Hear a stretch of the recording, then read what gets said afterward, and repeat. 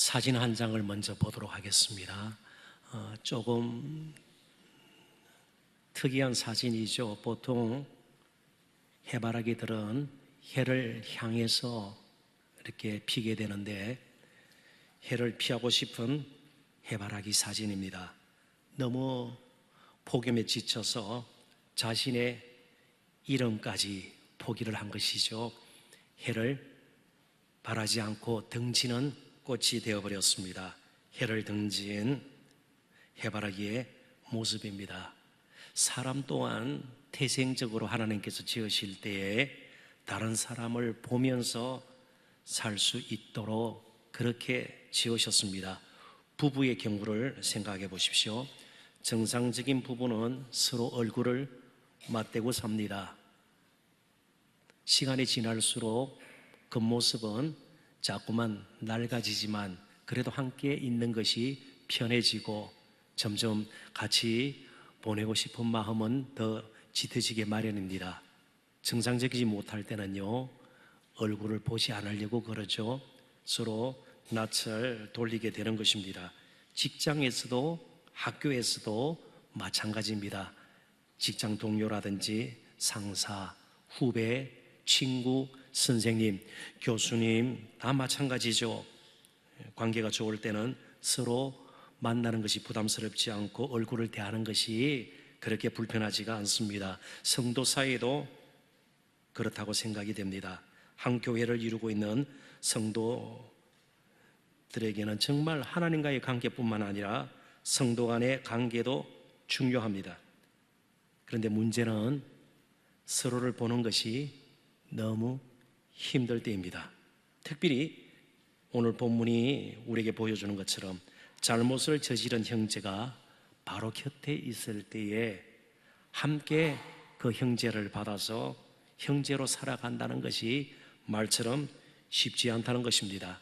그런데 오늘 성경은 우리에게 한 가지 실마리를 제공합니다. 그것은 형제를 바로 잡아야 된다는 것입니다. 그래서 오늘 설교의 제목이기도 하고 나눌 말씀의 주제이기도 합니다. 형제 바로잡기. 그러니까 폭력을 써서 두들겨 패거나 형편없이 대해서 바로잡아야 되겠다, 이 못된 버릇을 고쳐야 되겠다, 이렇게 생각하기 쉽지만 오늘 본문이 우리에게 가르쳐주는 것은 그런 식의 바로잡기가 결코 아닙니다. 우선 본문의 배경을 조금 이해할 필요가 있습니다. 본문은 교회 지체들 가운데 그 연약함 때문에 유혹에 넘어가서 죄를 범하거나 또 시험에 들어서 넘어지는 자들에 대한 믿음의 공동체, 교회가 그 지체를 어떻게 대할 것인가를 가르쳐주는 내용을 담고 있습니다. 그러니까 교회 안에서 사람과의 성도로서의 바람직하지 못한 혹은 성도의 가정에서 있을 수가 없는 그런 이들로 말미암아 넘어진 자입니다. 범죄한 자입니다. 당시 로마법에 따라서 판결을 받을 정도의 그런 중범죄자는 교회에서 처리할 수가 없는 것이죠. 지체들이 어찌 할 수가 없는 겁니다. 그건 세상 법정에 넘겨야 되는 것입니다. 그런데 오늘 본문에 그러한 자를 바로 잡아라, 이 말은 그러한 자를 회복시키라는 말씀입니다. 회복의 책임이 교회 다른 지체들에게 있다는 것입니다. 그리고 이 바로 잡다라는 동사는 헬러 원문에는 현재형으로 되어 있습니다. 이 말은 범죄한 지체의 회복을 위해서는 지속적인 관심과 도움이 필요하다는 겁니다. 언제든지 이런 일이 생길 수 있다는 겁니다. 한 번으로 끝나는 것이 아니라 계속해서 이런 일이 일어날 수 있기 때문에 우리가 어떤 마음의 준비와 자세, 태도가 필요한가, 그것을 강조하는 동사형이기도 합니다. 우리는 연약함으로 넘어진 지체를 자칫 제가 소개하는 양극단의 태도를 보이면서 더 형제를 넘어지게 만들 수 있습니다. 완전히 일어나지 못할 정도로 계속해서 어려움을 줄 수가 있습니다. 첫째는 분노와 심한 비난입니다. 돌아온 동생을 향해서 탕자의 형이 보였던 반응입니다. 도저히 형으로서 동생을 대하는 태도가 아니었습니다. 분노가 치밀었고 그를 비난하게 되었습니다. 둘째는 무관심 내지는 방관의 태도입니다.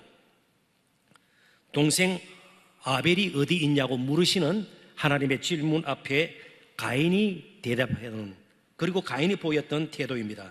내가 내 아우를 지키는 자니까, 나하고는 관계없다는 겁니다. 실제로 가인이 아벨을 쳐 죽였습니다. 살인죄를 범했습니다마는 하나님의 질문에 그가 뻔뻔하게 이렇게 대답을 한 것이 아닙니까? 오늘 교회의 정말 위기는 건물이 낡은 것이 아닙니다. 재정의 부족도 아닙니다. 혹은 사역 프로그램의 부족에 있지 않습니다. 초대교회는 아예 건물이 없었습니다. 그냥 가지고 있는 것을 다 내놓고 함께 나누었을 따름입니다. 예산 결산 이런 것이 그에게는 그 당시는 그렇게 중요한 문제가 되지 않았습니다. 특별히 제자 훈련이라든지 양육 프로그램이 그렇게 갖춰지지 않았습니다. 요한계시록에 보면 7교회가 등장합니다. 근데 그 7교회는 역사상 이 땅에 존재하는 교회를 다 대표할 만한, 상징할 만한 교회입니다. 그런데 유독 칭찬만 받은 2교회가 있습니다. 여러분 아시다시피 서머나 교회와 빌라델비아 교회입니다. 그러나 그 교회 성도들은 가난했습니다. 규모가 크지 않았습니다. 그리고 환난 가운데 있었습니다. 그럼에도 불구하고 교회다움을 잃지 않았습니다. 오늘 교회가, 우리 한국 교회가 처한 위기는 교회다움의 상실에 있습니다. 교회가 교회답지 못한 데 있습니다. 근데 교회는 건물이 아니고 성도들의 공동체입니다. 그렇다면 교회다움을 상실하지 않는다는 것은 우리가 성도다움을 상실하지 않는 것입니다. 성도라는 말은 거룩한 무리, 거룩한 집단이라는 뜻입니다. 뭔가 달라야 된다는 것입니다. 그것이 특별히 오늘 본문에서 저희들이 좀 더 깊이 살펴보고자 하는 내용입니다. 모든 일이 잘 풀릴 때는 다 영웅입니다. 다 내가 잘해서, 내가 열심을 품고 이렇게 저렇게 해냈다, 그럴 가능성이 있고 그럴 경향들이 있죠. 그렇지만 형제가 넘어졌을 때, 범죄했을 때 그런 형제를 받아서 회복시킨다는 것은 말처럼 쉽지가 않습니다. 그렇다면 성도다움, 교회다움은요, 그런 회복의 공동체로서의 역할을 감당해야 된다는 것입니다. 어떤 사람이라도 교회에 들어와서 다시 한번 가지고 있는 인생의 꿈을 꽃피울 수 있다면, 연약함과 부족한 가운데서도 사람 대접을 받을 수 있다면, 그리고 정말 희망 없이 모든 것이 무너졌을 때, 그렇지만 교회에 와서 예수 그리스도와 또 하나님을 다시 발견하고 형제들의 따뜻한 사랑 가운데서 회복이 될 수 있다면 그 교회는 건강한 교회입니다. 오늘 저희들이 형제로 살아가는 이 부분에서 심각한 고민을 할 필요가 있습니다. 한 분 한 분 다 훌륭하죠. 한 분 한 분 다 신앙을 가지고 열심으로 신앙생활을 합니다. 그런데 형제로 살아가는 부분에서는요, 굉장히 때로는 낯설고 불편할 수 있는 것입니다. 나 혼자 교회 다니면 되는 것이거든요. 그런데 넘어진 형제, 연약한 형제, 심지어 나하고 맞지 않는 형제까지 품고 가는 것은 또 다른 문제입니다. 교회는 회복의 공동체입니다. 자, 그렇다면 정말 회복의 공동체로서의 역할을 잃지 아니하고 또 교회다움을 제대로 회복하기 위해서 우리가 해야 할 일이 무엇일까? 오늘 본문을 가지고 몇 가지 작은 주제를 더듬어 보면서 나눠보기를 원합니다. 첫 번째는 연약한 인생입니다. 우리 모두는 연약한 인생입니다. 형제를 회복시키는데 가장 필요한 것은 먼저 나 자신도 연약해서 언제든지 넘어질 수 있다는 사실을 인정하고 두려워하는 일입니다.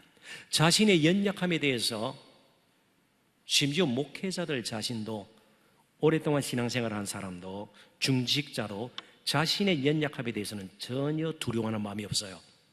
나도 언제든지 다른 사람에게 상처를 입힐 수 있고 다른 사람에게 불편함을 줄 수 있는 연약한 존재라는 것을 인정할 수 있어야 합니다. 그럴 때 다른 형제를 소중하게 여길 수 있는 것이죠. 오늘 본문에 너 자신을 살펴보아, 곰곰이 자신부터 한번 들여다보아라는 것입니다.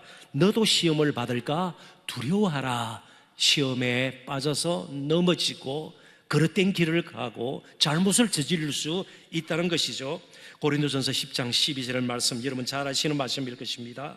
그런즉 선줄로 생각하는 자는 넘어질까 조심하라. 서 있을 때도 넘어질 수 있는 가능성이 다분히 나에게 있다는 것을 우리는 잊지 말아야 합니다. 그래서 우리가 하나님 앞에 기도에 무릎을 꿇는 것이죠. 어떻게든 하나님께서 도와주시고 정말 은혜 아니면 설 수 없다는 절박감이 우리 가운데서 흐트러지지 않게 되는 것이죠.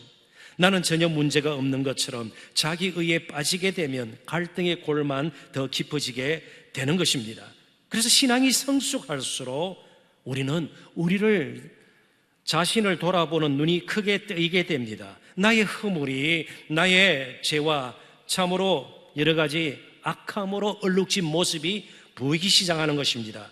그런 나를 용납하시고 참으시고 받아주신 긍휼의 하나님이 나에게 와닿아야 그럴 때 넘어진 형제를 귀하게 여기고 받아줄 수가 있는 것입니다. 소중히 나를 하나님께서 여겨주신 것처럼 심지어 범죄한 형제도 소중하게 여길 수 있는 것입니다. 그래서 사실은 우리의 삶에 또 교회에 있어서 무서운 것은 아예 믿음이 없는 초신자나 믿음 없이 교회를 다니는 그런 사람이 아닙니다. 오히려 종교주의적인 의에 깊이 빠져 있는 사람입니다. 나의 의, 나의 경건, 나의 경험, 나의 판단, 내가 가지고 있는 여러 가지 영적인 지식, 그리고 나의 열심, 이런 것들이 앞서는 경우 오히려 문제는 해결되지 않고 문제는 더 꼬이게 마련입니다. 그래서 예수님께서도 세리나 창녀들을 실제로 사마리아 여인 같은 과거가 추악한 여인, 심지어 간음 중에 잡혀온 여인도 예수님께서는 함부로 정죄하지 않았습니다. 그런데 마태복음 23장에 보면 7번에 걸쳐서 유대인들이 할 수 있는 가장 심한 책망의 말을 바리새인들과 서기관들에게 했습니다. 왜요? 그들의 기도가 부족했기 때문일까요? 그들의 율법에 흠이 없었기 때문일까요? 흠이 많았기 때문일까요? 아니요. 그들은 정말 열심으로 기도했고 율법에 능통한 자들이었습니다. 그런데 너무나도 예수님의 눈에는 자기 의로 똘똘 뭉쳐있는 그들의 모습, 그리고 바로 그러한 그들의 삶의 태도를 가지고 약하고 넘어진 버림받은 자들을 향해서 정죄하는 그들의 모습을 예수님께서는 그냥 넘길 수가 없었습니다. 하나님께서 저와 여러분을 소중히 여기시고 사랑하신 것은 다른 형제를 소중히 여기고 사랑하도록 우리를 부르신 것입니다. 그래서 복음으로 우리의 정체성을 분명하게 하지 않으면 형제의 바로잡기는 불가능하게 되고 또 다른 고상한 종교적인 용어로 남게 될 것입니다. 팀 켈러 목사님의 말을 제가 인용하지 않을 수가 없습니다.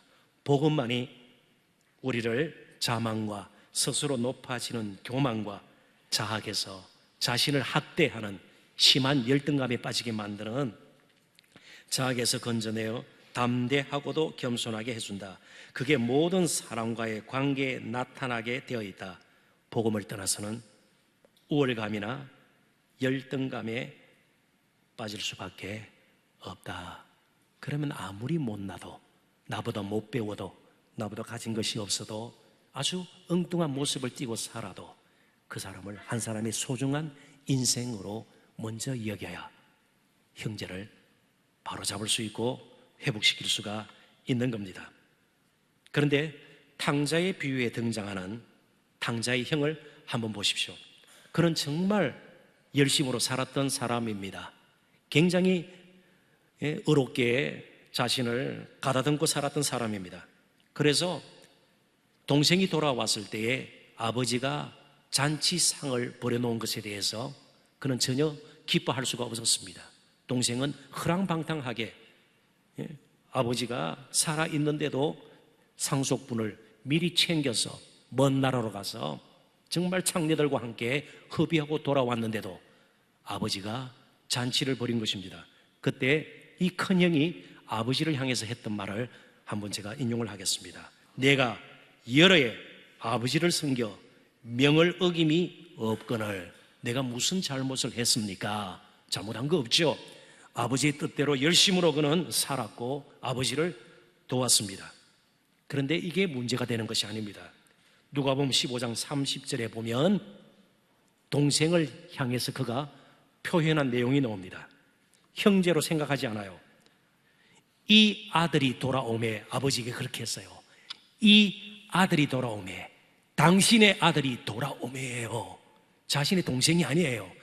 당신의 아들이 돌아오매. 나하고는 관계가 없는 거예요. 그런 형편없는 동생하고는 더 이상 관계를 맺을 수가 없는 것이죠. 그건 아버지 몫이에요.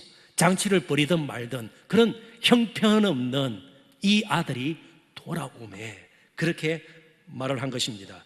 이게 바로 예수님께서 책망했던 바리새인과 서기관들의 모습입니다. 우리는 때로 1만 달란트 빚을 임금으로부터 탕감을 받았지만 갚지 않아도 된다, 그런 은혜를 받았지만 자신에게 100데나리온의 빚을 지고 어려워서 갚지 못한 자를 옥에 가두는 현대판 그런 탕자의 형, 그리고 100데나리온의 사람을 감옥에 가두는 그런 모습을 우리는 띠고 있지 않을까 스스로에게 질문을 던져보아야 합니다. 우리 모두는 하나님 앞에서 온전치 못한 존재들입니다. 다만 하나님의 값없는 은혜와 자비와 긍휼로 받아들여진 존재일 따름입니다. 예수님께서는 충분히 화를 낼 만한 그런 광경을 여러 번 목격하셨습니다. 그리고 자신을 밀어서 죽이려고 하는 무리들의 그런 모습도 보았습니다. 마지막 십자가 지시기 일주일 전 그분이 예루살렘 성을 향해서 들어가십니다. 화가 났을 수도 있습니다. 분노를 일으킬 수도 있습니다. 감정이 많이 상할 수도 있을 것입니다. 그런데 성경은 그분의 모습을 어떻게 그리고 있습니까? 진정한 평화의 비밀을 알지 못하는 예루살렘 성을 보시고 예수님께서 우셨더라. 눈물이 흐른 겁니다. 오늘 교회는 딴 거 잘 못해도, 엄청난 프로그램이 없더라도, 화려한 건물을 짓지 않더라도, 교인수가 그렇게 많이 모이지 않더라도 이런 종류의 눈물은 마르지 말아야 합니다. 눈물이 메마른 어떤 판단과 눈물이 메마른 냉철한 지식들은 결코 예수님께서 보여주시던 모습은 아니에요. 복음의 진리는 항상 따뜻합니다. 그렇게 무지하지 않습니다. 다만 따뜻할 따름입니다. 이 시인은 아주 특이한 시인입니다. 문화평론가로 그 문화비평가의 시각에서 시를 짓는 그런 아주 특이한 시인입니다. 최성호라는 이름을 가진 시인입니다. 이분이 펴낸 시집의 이름이 예사롭지가 않습니다. 제가 소개를 하겠습니다. 방부제가 썩는 나라. 우리나라를 이분이 이렇게 그리고 있는 거예요. 방부제가 무슨 역할을 하는지 여러분 아십니다. 근데 그 방부제마저 썩어버리는 나라, 무슨 뜻인지 알지 않습니까? 나만 모든 것이 자기 중심적이고, 모든 것이 내 판단에 달려있고, 모든 것이 내 감정과 내 경험 안에서만 일이 이루어져야 괜찮은 나라. 그래서 때로는 떼법, 집단 이기주의, 이런 말들을 우리는 적잖게 들어왔습니다. 방부제가 썩는 나라, 시집의 이름인가 동시에 또 거기에 실려 있는 시의 제목이기도 합니다. 아주 간단한 시예요. 두 절로 된 시입니다. 모든 게 다 썩어도 뻔뻔한 얼굴은 썩지 않는다. 우리가 힘들고 어려울 때 가정의 문제든 개인의 문제든 교회의 문제든 우리는 머리를 숙여야 합니다. 하나님 앞에 머리를 숙여야 합니다. 하나님 앞에 더욱 겸손해질 줄 알아야 합니다. 그리고 자신에게 물어보아야 합니다. 두 번째 주제입니다. 온유한 심령인가? 가시돋친 지금 마음을 가지고 뭔가 을을 이루겠다, 혹은 또 잘못된 것을 내가 바로잡겠다, 때로는 문제를 해결하고, 그것이 개인에게 얽힌 문제든 부부 사이의 문제든 때로는 자녀와의 문제든 교회의 문제든, 우리는 우리 자신에게 온유한 심령으로 지금 나의 심령이 준비되어 있는가 질문을 던져보아야 합니다. 본문의 말씀 제가 다시 한번 읽어봅니다. 형제들아, 사람이 만일 무슨 범죄한 일이 드러나거든 신령한 너희는 온유한 심령으로 그러한 자를 바로잡고, 여기 신령하다는 것은 무슨 신비한 영적 체험을 했다든지 다른 사람이 가지고 있지 않는 어떤 신비로운 어떤 영적인 능력을 가지고 이런 것이 아니에요. 신령한 너희는, 이걸 문자적으로 다시 풀이하면 성령의 인도를 받는 너희들이라면, 이해가 되시나요? 성령의 인도를 받는 너희들이라면 반대되는 게 무엇일까요? 성령의 인도를 받지 않고 철저하게 나의 판단을 믿는 거예요. 내 머리를 믿는 거예요. 나의 냉철함을 믿는 거예요. 그렇지만 성령의 인도를 너희들이 받는다면 온유한 심령을 가지게 될 것이고, 그 온유한 심령으로 형제를 바로잡고 형제를 회복시킬 수 있다는 겁니다. 자, 그렇다면 우리가 사람 사이에 부부 관계이든 친구 관계이든 어떤 관계이든 우리에게 필요한 것이 무엇입니까? 바로잡으려면, 회복시키려면 무엇이 필요해요? 온유한 심령이 필요해요. 온유한 심령은 성령께서 우리를 다스리실 때에, 성령 앞에 우리가 무릎을 꿇을 때에, 성령께서 우리의 마음을 사로잡아 주실 때에, 성령께서 우리의 마음을 만져주실 때에 온유한 심령이 된다는 겁니다. 지금 갈라디아 교회는 영적 위기를 맞고 있습니다. 거짓 교사들이 들어와서 성도들의 마음을 완전히 갈라놓았습니다. 영적으로 힘든 형편에 처했습니다. 그러니까 지금 필요한 것은 성령의 만져주심입니다. 많은 말들이 아니라 성령의 만져주심입니다. 무슨 대단한 외침이 아니라 성령의 만져주심입니다. 성령께서 다스려 주셔야 온유한 심령이 될 것이고, 온유한 심령을 가지고 잘못된 것을 바르게 잡아 나갈 수가 있다는 것입니다. 그런데 오늘 한국 사회는 갈등의 도안이 가운데 있습니다. 세대 간의 갈등요, 서로 이해를 하지 못해요. 온유한 심령이 없어요. 그리고 가진 자와 덜 가진 자, 이념이 다른 자들, 때로는 지역 감정, 이런 것들이 얼마나 골이 깊게 파여 있는지 몰라요. 요즘은 남성, 여성, 또 어떤 성별에서 오는 그런 갈등이 만만치가 않습니다. 자, 그렇다면 그런 와중에서 저와 여러분이 정말 이 땅에 살지만 이 땅에 속하지 않은 하늘의 백성으로 우리가 살려면 우리는 성령으로부터 온유한 심령을 날마다 공급받아야 되는 겁니다. 그렇게 바꾸어져야 되는 것이죠. 이분은 정말 젊은이들, 특별히 캠퍼스 보고마를 위해서 굉장히 예를 쓰시는 분이시고요, 글을 쓰시고요, 그리고 사역하시는 분이십니다. 한국 대학생 선교, 흔히 CCC로 알려진 그런 단체의 대표인 박성민 목사입니다. 이분은 학자이기도 하고요, 또 목사이기도 합니다. 물론 특수사역이라고 볼 수 있죠. 교회를 담임하고 있지는 않습니다. 이분이 현대 한국 사회를 병들게 하는 온갖 종류의 악과 고통을 파생시키는 것이 무엇인가, 두 가지 정신사조를 이분이 이렇게 소개를 했습니다. 첫 번째가 물질주의예요. 물질주의, 모든 것을 물질화시키는 겁니다. 그러니까 우리 청년들이 함께 예배를 많이 드리는데 어느 대학 출신인가, GPA가 어떻게 되는가, 그 다음에 토익 점수는 어떤가, 심지어 외모도 우리가 살아가는데 빼놓을 수는 없지만 그것이 물질화되어 버리면, 그것이 간판이 되어 버리면, 사람을 판단하는 기준이 되어 버리면 벌써 인간도 물질화되는 것이죠. 이 물질주의, 스펙, 이런 걸로 한 젊은이의 인생을 자리매김해 버리는 겁니다. 스카이 대학 출신인가 아닌가 이러면서 나보다 못한 사람, 그런 출신이 아닌 사람, 좀 덜 가진 사람, 나보다 여러 가지 면에서 부족한 사람 취급을 못하게 되는 것이죠. 물질주의가 팽배하면 가장 심한 손실을 입는 것이 한 사람 한 사람의 고귀한 가치입니다. 이 물질주의가 물량주의, 외형주의, 성공제일주의, 결과지상주의, 그리고 일등 최고주의, 이런 다양한 모습으로 나타나면서 이 사회를 병들게 만드는 것입니다.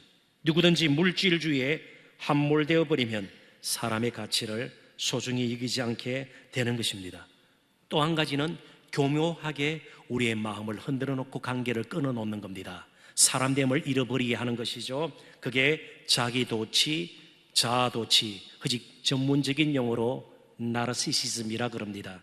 나르시시즘, 극도의 개인주의입니다. 모든 것을 자기의 관점에서 바라보고 판단하는 정신적인 사조입니다. 우리는요, 하나님 나라의 관점에서 예수 그리스도의 심장으로 하나님의 마음을 가지고 멀리 바라보고 넓게 바라볼 수 있어야 합니다. 하나님 나라의 백성이기 때문에 그렇습니다. 그리고 오히려 이런 두 가지의 그릇된 사조로 찌들어 있는 세상에 참된 가치가 무엇인가를 교회는 끊임없이 선포하고 깨우치고요, 그렇게 우리가 살아내면서 또 전해야 되는 것입니다. 그런데 참 안타깝게도 이 물질주의와 나르시시즘이 교회 안에 역으로 들어와서 역류 현상이 일어나면서 심지어 교회에서도 가장 중요한 것이 사람이 아닌 경우들이 있습니다. 때로는 사역의 이름으로, 때로는 비전의 이름으로, 어떤 큰 프로젝트의 이름으로 한 영혼의 가치가 여지없이 망가지는 일들이 교회에서도 일어나고 있는 것입니다. 교회가 이러한 사주에서 자유롭지 못하는 것이 가장 큰 불행이요 비극입니다. 이유가 무엇일까요? 깊은 영적인 사고를 하지 않는다는 겁니다. 정말 우리 한국교회 감성적으로 나가면 소망이 없습니다. 감상에 젖어서 그렇게 한국교회가 계속 이끌림을 받으면 이 나르시시즘의 늪에서 벗어나야 되는 거예요. 정말 복음으로 돌아가야 합니다. 성령께서 우리에게 온유한 심령을 주어야 합니다. 이러한 풍조에 휩쓸리지 않고 교회다움을 회복하기 위해서는 성령님이 우리를 다스리도록 이제는 성령님께 나가야 합니다. 갈라디아서 5장 23절을 같이 한번 읽어봤으면 좋겠습니다. 온유와 절제니 이 같은 것을 금지할 법이 없느니라. 온유와 절제를 금지하는 법이 따로 생겼나요? 무슨 규제하는 것이 생겼나요? 조금 이상한 표현입니다만은 풀이하면 그렇습니다. 온유와 절제, 성령의 9가지 열매 가운데 마지막 2열매입니다. 그러니까 조금 포괄적으로 풀이를 하면 성령의 법보다 앞서는 법이 없다는 뜻입니다. 저와 여러분의 삶에서 가장 우리의 삶을 규제하고 때로는 우리를 다스리고 그리고 우리가 붙들어야 할 법이 성령의 법이라는 겁니다. 성령의 법보다 앞서는 법은 없어야 된다는 것입니다. 왜냐하면 온유한 심령만이 모든 것을 회복시킬 수 있기 때문에 그렇습니다. 온유는 타고난, 그래서 기질이라기보다는 성령으로 말미암는, 그리고 말씀으로 잘 길들여진 성품입니다. 그래서 성령이 우리를 인도하시게 되면 함부로 말할 수 없고 함부로 행할 수가 없는 겁니다. 온유한 심령으로 형제를 바로 잡을 수 있는 일에 더 관심을 기울이게 되는 것입니다. 왜냐하면 원래 저희들의 모습이 이런 모습이기 때문에 그렇습니다. 갈라디아서 5장 25절 26절 읽어보겠습니다. 만일 우리가 성령으로 살면 또한 성령으로 행할지니, 역으로 성령으로 살지 않고 성령으로 행하지 않고 성령께서 우리를 다스려 주지 않으면 헛된 영광을 구하면서 서로 노엽게 하고 서로 투기하면서 살 것이니라. 그런 뜻이에요. 이게 원래 우리의 모습이에요. 헛된 영광, 그때는 하나님이 떠오르지 않아요. 하나님의 영광이 아니에요. 나의 오름을 어떻게든 드러내어야 되는 것입니다. 내가 저 사람보다는 낫다는 것을 굳이 증명할 필요가 있게 되는 것이죠. 그러다 보면요, 값을 치른다는 십자가의 영성은 우리에게 어울리지 않는 것이 되고 마는 것입니다. 우리가 성령으로 살지 아니하면 결국 서로에게 상처를 입히게 되고, 아무리 가까운 사이라도, 그 가까운 사이가 부모와 자녀와의 관계, 부부 사이라도, 교회 지체 사이라도 언제든지 무너질 수 있다는 것을 우리는 꼭 기억할 필요가 있는 겁니다. 그런데 온유는 연약함이라 무능함을 뜻하지 않습니다. 예수님은 누구보다도 겸손하셨고 온유한 분이셨습니다. 자, 그렇다면 이 온유라는 원래 지니고 있는 의미가 무엇일까요? 그냥 미련하고 어리숙하고 남이 때리면 얻어맞고, 이게 성경이 말하는 성령의 열매가 그 정도 수준의 열매일까요? 원래 이 온유라는 단어는 언젠가도 말씀을 드린 것 같습니다. 야생 짐승을 길들여서 특별한 목적을 위해서 잘 다듬어서 그 일에 적절하게 사용하는 겁니다. 야생마는요, 아무 데서나 뛰어요. 풀밭에서도 뛰고요, 우리 안에서도 뛰고요, 사람이 붙잡아도 뛰고요, 아무 데서나 뛰어요. 그러다가 힘을 다 소진해 버리는 겁니다. 그래서 야생마는 잘 길들여서 경주마로 활용할 수 있는 것이죠. 그러면 경기에 임하면서 이 경주마는 크게 힘을 쏟게 되는 겁니다. 군마로 전쟁터에 나가서 병사들을 실든지 여러 가지 물건을 끌든지 그렇게 사용할 수가 있는 겁니다. 온유는 자기를 내세우지 않는 것이에요. 무능함이 아니에요. 대신 가지고 있는 것이 무엇이든 물질적으로 늘 많지 않을 수 있어요. 늘 세상적으로 볼 때 똑똑하지 않을 수도 있어요. 그렇지만 가지고 있는 시간과 물질과 힘을 하나님의 뜻을 이루는데 온전히 쏟아붓는 삶의 태도가 온유예요. 그런데 오늘 교회는요, 전혀 그런 부분에서 거칠어져 있어요. 다듬어져 있지 않아요. 그러니까 정말 별일 아닌 것에 온통 시간과 물질과 힘을 쏟아붓고요, 그러면서 서로 생채기를 낼 수가 있는 겁니다. 그리고 정작 하나님의 뜻을 이루는 일을 하려고 할 때는 힘을 다 쏟아붓고 다 피곤하다고 그래요. 그러면서 탓을 할 수밖에 없게 되는 겁니다. 그러면 문제는 결코 해결해질 수가 없죠. 그래서 19세기 덴마크의 유명한 기독 철학자였던 쉐렌 케르케고르는 이런 말을 남겼습니다. 타인을 위해 자기 자신을 제한하는 것보다 더 크게 하나님의 능력을 드러내는 것은 없다.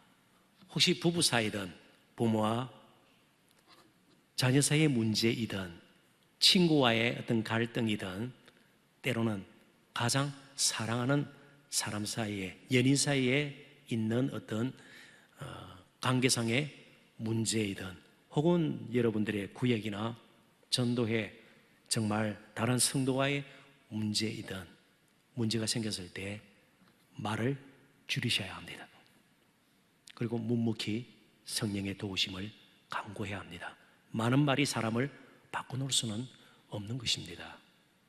성령님께 정말 우리를 만져주셔서 우리 모두가 온유한 심령 되기를 원합니다. 그렇게 해야 세 번째 주제가 이루어질 수가 있습니다. 온전한 회복입니다. 온전한 회복. 제가 왜 온전한이란 말까지 썼을까요?